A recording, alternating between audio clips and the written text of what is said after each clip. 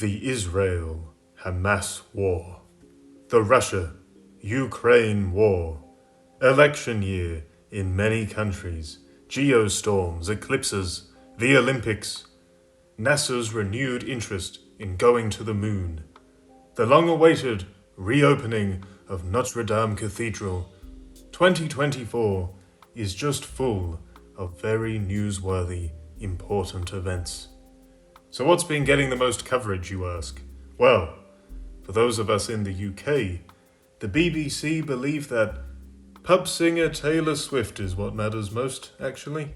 Above all the wars, the political strife, the economic worries, and so on, is the all-important need to cover a singer and her Pfizer poster boy, alleged boyfriend, who assaults the elderly at football games and definitely isn't a stand-in for some cheap publicity, you know.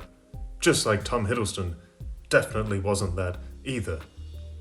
So I went on a date recently, and from the get-go, there was something very, very wrong. There were only 3 things going on here. Her droning on about finding herself after her latest breakup. She's 27, by the way. Her droning on and on and on about her cats, one of whom was just named 13, and droning on and on and on and on about a former fake country hillbilly singer turned media darling and hive mind queen whose insanely rich family definitely had nothing to do with her totally organic rise to success. About 1 and a bit hours into this date, if you can even call it that, this guy came upstairs. He worked at the cafe we were in.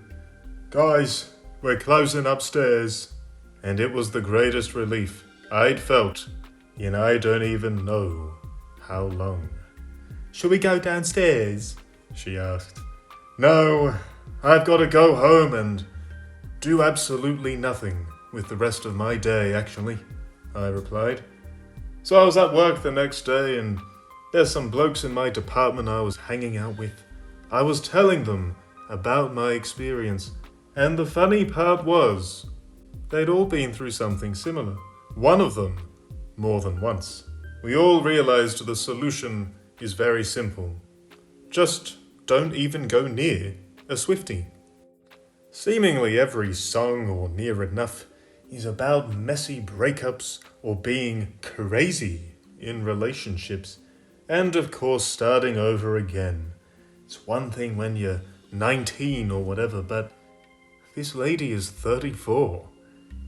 Time and again, we've seen highly publicized couplings with her, from movie stars to DJs to the absolute dirt worst frontman in the entire world, all providing more repetitive, one-note lyrical content with incredibly basic melodies and beats for that inevitable breakup down the road.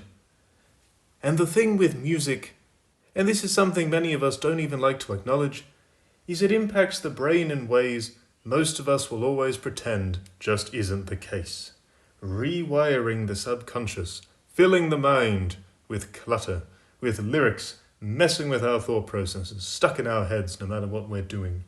And we do, of course, live in the age of the infamous non-player character meme, where the most basic media shapes how the average sheep masquerading as a human behaves.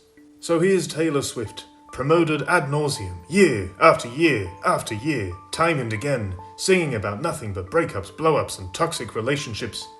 After a while, in the mind of the NPC fan, all dating is simply a toxic festival of self-absorption, where all men are trouble and healthy relationships don't exist. We also live in a time where, at least here in the West, there's this odd celebration of childless couples and people raising pets as if they were children. And then you have music like this being peddled to the heavens and back, celebrating being an unbearable loser with 100 failed dates and falling outs behind her. You weigh the two up together and it starts to make you wonder just why exactly the mainstream media is so determined to push this bland, uninspired pop queen so hard. And another thing about here in the West, the all-out media assault over the years on Christianity and religion in general, of course, has left many people without anything to really follow or worship. What it's proven, though, is most people simply cannot live without something to worship and put above themselves, this natural, instinctive inferiority complex. And, horrifyingly, for the Swifties, that deity is Taylor Swift. The hysteria some music acts have inspired over the years, it's simply not normal. Individuals with fully functioning brains just don't act like hysterical jagaloons over some musicians on a stage. They might enjoy the performance, sure, but they're still, coherent mentally in the process. It is a form of brainwashing, a hex, if you will.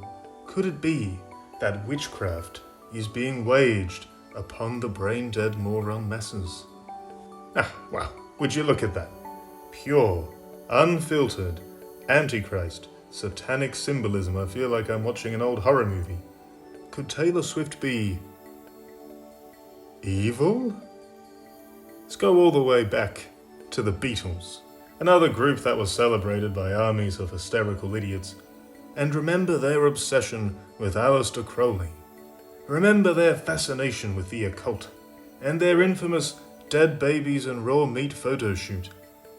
Why would a pop group pose with such eccentric imagery? Unless, of course, they were trying to tell us something.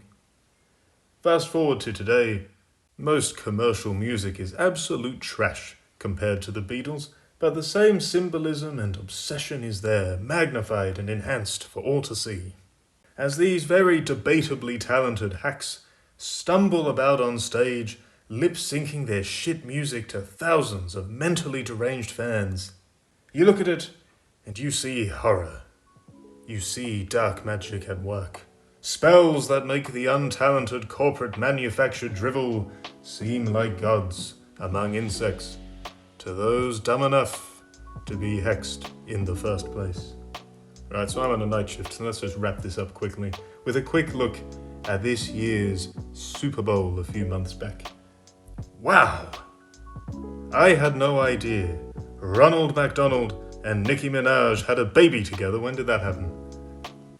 Look at these industry plants, throwing up their little devil hands, rocking their little upside-down crucifixes.